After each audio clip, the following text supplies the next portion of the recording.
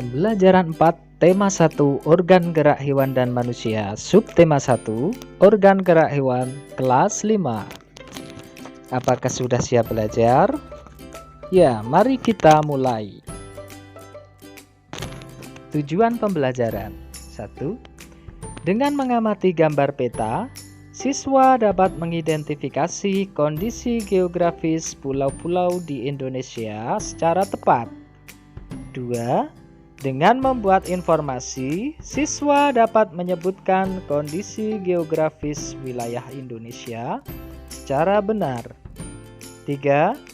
Dengan eksplorasi, siswa dapat mengidentifikasi perilaku-perilaku yang sesuai dengan nilai-nilai luhur yang terkandung dalam sila-sila Pancasila secara benar. 4. Dengan membaca, siswa menemukan contoh-contoh perilaku yang sesuai dengan nilai-nilai luhur dalam sila-sila Pancasila, yaitu gotong royong secara benar. 5. Dengan membaca, siswa dapat menemukan ide pokok bacaan secara tepat. Tahukah kamu apa itu denah? Denah merupakan gambaran tentang tata letak dalam suatu ruangan atau tempat. Gambaran yang lebih luas dibandingkan dengan denah adalah peta.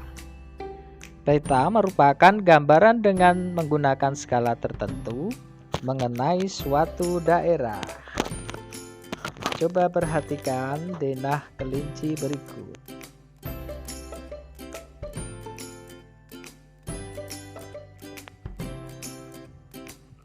Nah, pada pembelajaran sebelumnya, kamu sudah mengetahui luas dan letak wilayah negara Indonesia dengan menggunakan peta.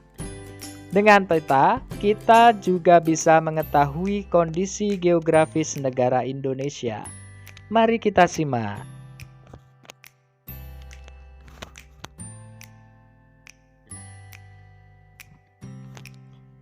Ayo mengamati. Kondisi geografis Pulau Jawa berdasarkan peta. Pulau Jawa merupakan wilayah terluas kelima di Indonesia dan merupakan pulau terbesar ke-13 di dunia.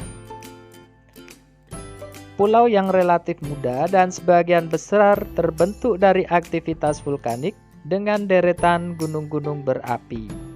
Oleh karena itu, sebagian besar tanah di Pulau Jawa adalah tanah yang subur.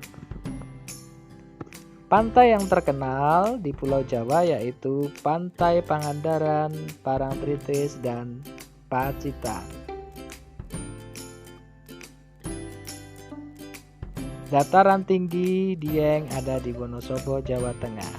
Gunung yang terkenal yaitu Gunung Merapi, Bromo, Kelut, dan Salak.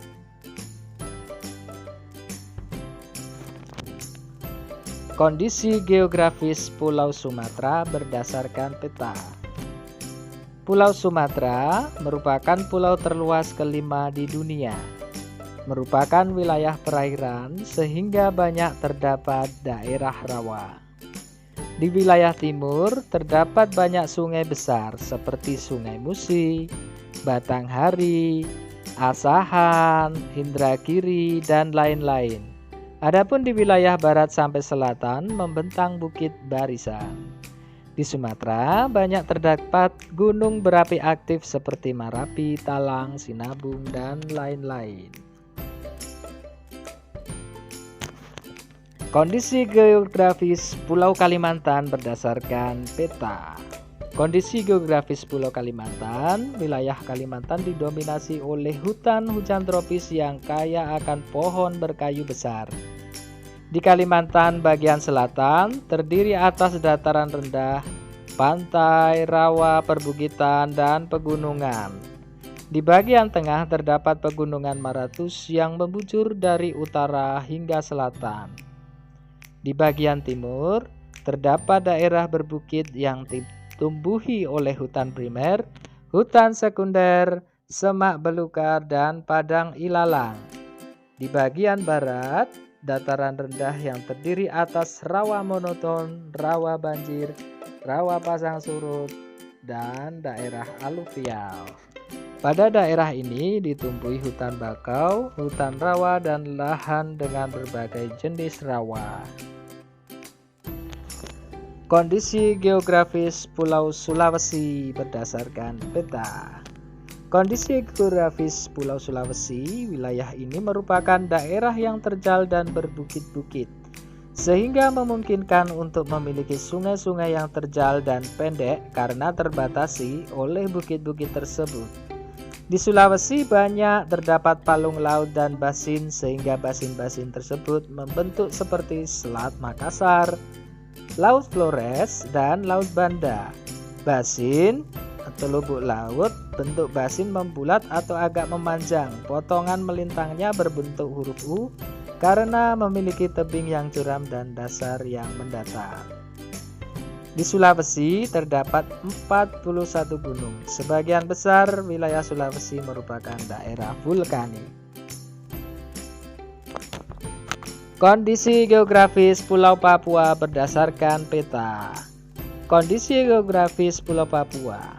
Pulau Papua adalah pulau yang terletak di utara Australia dan merupakan bagian dari wilayah Indonesia Timur. Pulau Papua juga merupakan pulau terbesar di Indonesia dan termasuk pulau terbesar kedua di dunia setelah Pulau Greenland. Sebagian besar daratan Papua masih berupa hutan belantara. Lebih dari 71% wilayah Papua merupakan hamparan hutan hujan tropis yang sulit ditembus karena terdiri dari lembah-lembah yang curam dan pegunungan tinggi. Bahkan puncak tertinggi di Indonesia berada di Papua, yakni Puncak Jayawijaya yang sebagian puncaknya ditutupi salju. Kondisi geografis Pulau Nusa Tenggara berdasarkan peta. Kondisi geografis Pulau Nusa Tenggara. Keadaan geografis Nusa Tenggara Barat dan Timur berbukit-bukit dengan daratan tersebar secara sporadik pada gugusan yang sempit.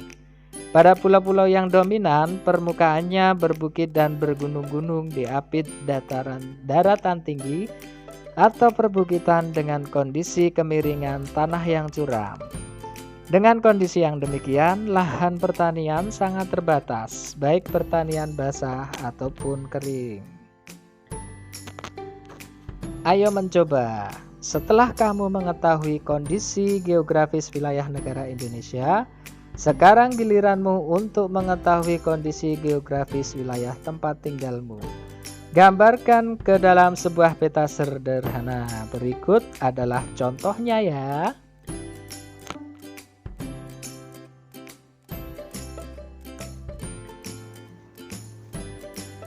Ayo membaca. Gotong royong modal dasar pembangunan. Gotong royong merupakan modal dasar bagi terciptanya suasana kemasyarakatan yang harmonis.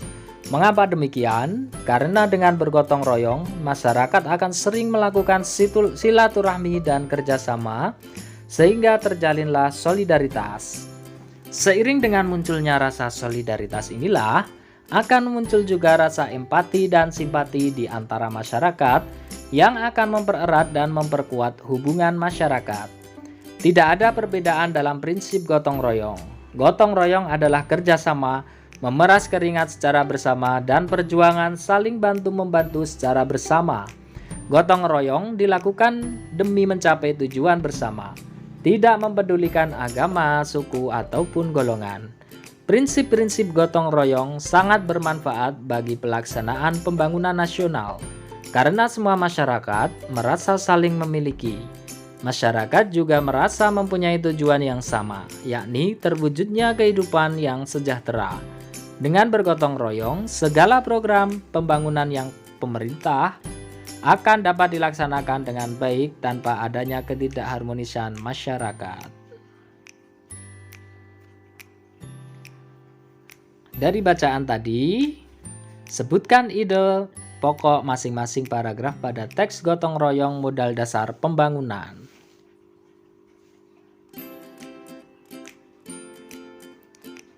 Nah, demikian untuk pembelajaran kita hari ini. Dan kita akan bertemu pada pertemuan selanjutnya. Terima kasih.